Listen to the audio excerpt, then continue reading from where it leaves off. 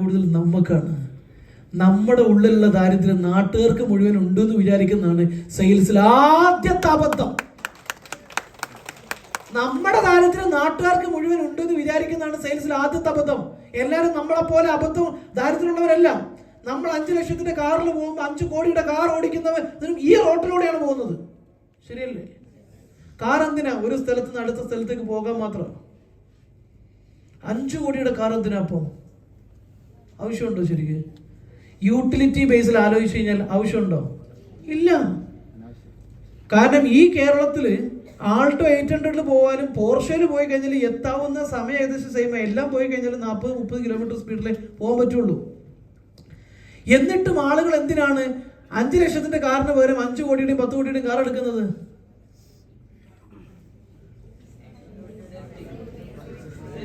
ആ കാർ ഇവിടെ വിറ്റ് പോകുന്നില്ലേ? സെയിൽസിലാണ്. സേഫ്റ്റിക്ക് വേണമെന്നുണ്ടെങ്കിൽ JCB പോകില്ല നല്ലത്. JCBയേക്കാളും സേഫ്റ്റിയുള്ള വേറൊരു വണ്ടിയില്ല. ഇങ്ങോട്ടൊന്നും ഇടിച്ചു കഴിഞ്ഞാൽ അവനേ പോകത്തുള്ളൂ, നമ്മൾ പോകില്ല.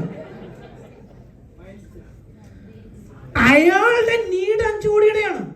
അയാളുടെ ആഗ്രഹം 5 കോടിയുടെ കാറാണ്. അയാളുടെ ഇമോഷൻ ഹാപ്പി ആവുന്നത് അയാൾക്ക് 5 കോടിയുടെ കാർ ഓടിക്കുമ്പോഴാണ്. ആളുകൾ പ്രൊഡക്റ്റ് വാങ്ങുന്നത് എന്തിനാണ് ആദ്യം നമ്മൾ തിരിച്ചറിയണം. എന്തിനാ തിരിച്ചറിയുന്നത്? So the secret of $1 million salesman എന്താണെന്നറിയോ? People buy product not for the logic, it's for the emotion. ആളുകൾ ഒരു സാധനം വാങ്ങിക്കുന്നത് ഇമോഷൻ ഹാപ്പി ആക്കാൻ വേണ്ടിയിട്ടാണ്, അല്ലാതെ ലോജിക്ക് ഫുൾഫിൽ ചെയ്യാൻ വേണ്ടിയിട്ടല്ല.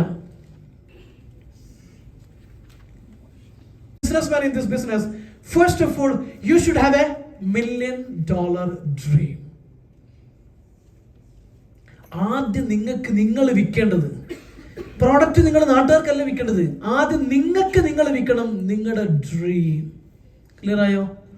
നിങ്ങളുടെ സ്വപ്നം ആദ്യം നിങ്ങൾ വിൽക്കുന്നിടത്ത് മാത്രമാണ് ആദ്യത്തെ സ്റ്റെപ്പ് പൂർത്തിയാക്കുന്നത്. ബാക്കിയുള്ള സ്റ്റെപ്പ് വഴിയെ പറയാം. And repeat after me. I can change my life.